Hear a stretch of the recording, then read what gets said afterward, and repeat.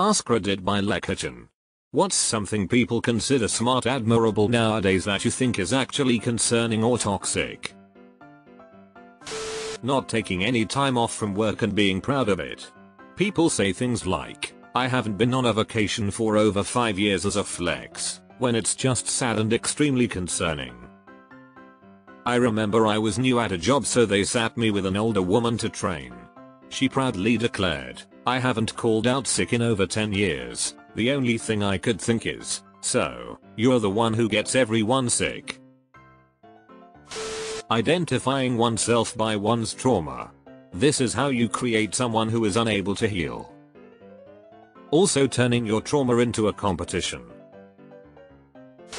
People who say that they don't care what others think about them, and they go on to describe a story of them being a shitty person or incredibly rude.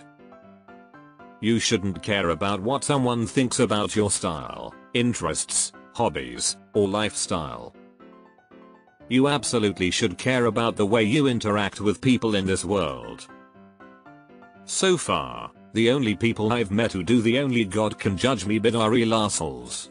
I am judging them because they are assholes. Wear what you want, do what you want, but as soon as you're an asshole to others, you need to be judged and told to stop. Bragging about how little sleep you get. Long ago I was like that, but also I didn't know I had a health issues that were absolutely fucking up my sleep. When I was born they use those, probably wrong thing, forceps. Anyway, the big claw motherfuckers put pressure on the part of the brainstem that regulates sleeps and other stuff. Even my hair is a different color back there. I have brown hair, save that spot. It's red. Anyway, I couldn't sleep long. I was basically always sleep deprived, and apparently I stopped breathing a lot when I sleep. Well, used to. It really showed up when I was 19. Wasn't bad before, but 19-24. Woo, I didn't sleep much. Just couldn't. Anyway, since people watched me stop breathing when I slept, I was badgered into seeing a sleep doctor.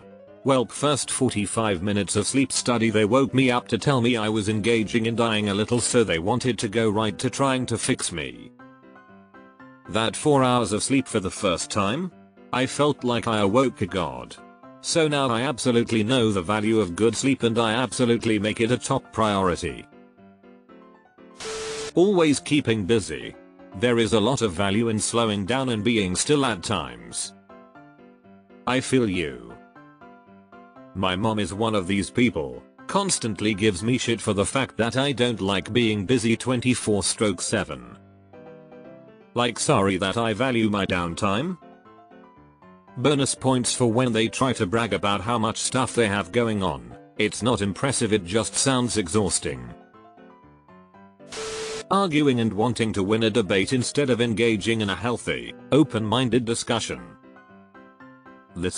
I feel like the latter is more interesting, anyway. Yes, winning feels great, but sharing ideas in a productive and civil way is better for everyone in the long run.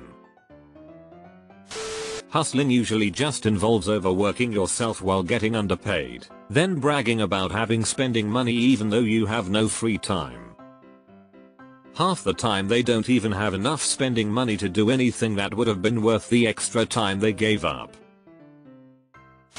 Insisting that everyone stay positive when bad things happen. Sometimes things suck, and we should be honest about it. I really feel this. When people say to me, cheer up, things could be so much worse, it's so invalidating of what you're feeling. I usually respond with, why are you happy? Things could be so much better. It's okay to feel what you're feeling, just don't get stuck in the negatives. Ignoring context. Not just ignoring, but pretend like you can't see it at all, even if it's very obvious. Like taking a comment out of context and airing it for its implied meaning over its meaning within the context of the original situation. Ahem, news networks. The need to post everything for validation of others. Being your own boss. I feel like a lot of people don't understand the risks and how much work it is before jumping into it. Plus there's all of those MLMs and shady businesses that use that mindset to scam or prey on people. People don't know being your own boss means kissing more ass and taking more shit than ever. If you try to treat it like a little fiefdom, you'll be broke in a year.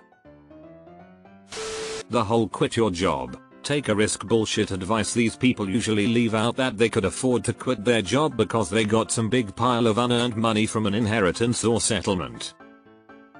This is rarely the case. No risk, no reward is as true as ever can't grow unless you stick your neck out sometimes. Just make sure it's a calculated risk. Never walk into a situation without a firm idea of where the exits are and how to get there. Oversharing personal details and trauma to justify being a crap person. Being aware and acknowledging that you're a selfish jerk doesn't have any value in itself unless you're actually working to improve your behavior. Therapy and self-awareness is great, but we're now at the point where therapy talk is just being weaponized as a way to be an ass and still claim the superior moral high ground. Being a pothead stoner as a personality trait. It's not addictive because you don't get life-threatening withdrawal symptoms. You don't get life-threatening withdrawal symptoms when you stop watching porn or gambling, but that doesn't mean it's not addictive. It's tragic seeing our leaves, the community of people leaving weed, commonly post about severe nausea symptoms after quitting long-term heavy weed use. It's shown me there are some nasty health effects that are just not talked about in current culture, and I say that as a legal weed advocate. The whole 13-year-old edgy nihilism where you just say everything sucks, nothing matters, nothing is ever going to get better, people suck, you deserved to be mocked for having hope thing. This is how teenagers have always been. Labeling everything. I know it can be reassuring to identify with a label, but it eventually becomes limiting. I was just about to make an argument about how it keeps things organized so I know where everything should be. I was feeling attacked. Is that a label? Toxic positivity. Grind culture. It all boils down to this general attitude of, yeah bro, I'm getting so ahead of the plebs by devoting 20 hours of every day to non-stop working. So true. Something else be getting grinded there, like a life. Hustle culture. Every few years people will look at the concept of working overtime, putting in 150%, etc., and realize that it can be counterproductive. But then you'll see a flip rise where people will want workers, health gurus, etc., switch back into promoting that mindset. Hustle can good at times but not as a whole philosophy. You tend to see a lot of young entrepreneurs falling down this path. From an observational standpoint you can see burnout take place. Being petty. I try not to judge people by like superficial things, but man, a few years ago I saw these shirts people were wearing that said petty and proud and I was immediately internally like, that makes you sound like a jerk, eh? I'm sure I have some things I identify with that others would say similar about. I get a bit eye-rolly when I see people describe themselves as independent on their dating profiles. First of all, that's not a brag. You're an adult, that's the minimum I expect. More importantly though, the very nature of being in a relationship is that you need to be good at being interdependent. Talking about how independent you are just gives off the wrong vibe. So many adults are dependent in lots of ways. That's completely normal and fine a lot of the time. But I agree saying that gives off the wrong vibe in a dating context. The concept of alpha male. It's just a rebranding of arsehole based on a flawed study of wolves in captivity. Wolves edit, wild dogs are actually democratic. Apparently the guy that coined the word spent the rest of his career debunking his original mistake. I've met so many people who think it's awesome self-care to cancel plans last minute. It's so fucking glorified when it's really, really shitty to do. Especially to people who were counting on you to be somewhere. If you can't do something, you can't do it. But don't act like canceling plans for the 43rd time that month in favor of having a bubble bath is at all kind. And because I know someone is going to make some introvert extrovert argument, I am a highly introverted person who has been on the receiving end of this and it fucking sucks. So I don't do that shit to people. Being exceedingly individualist.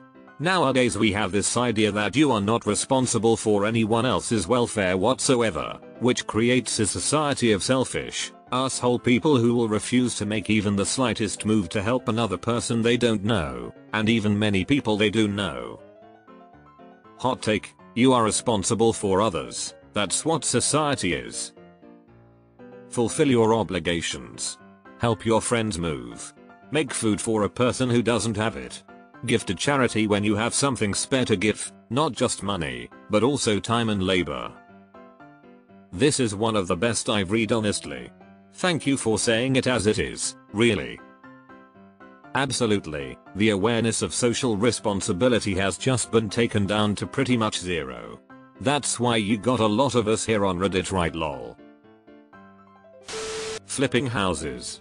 It's great for you to make money, but it's making the housing market unreachable for most people. Also, on a less serious note, stop buying old houses and replacing hardwood floors with laminate.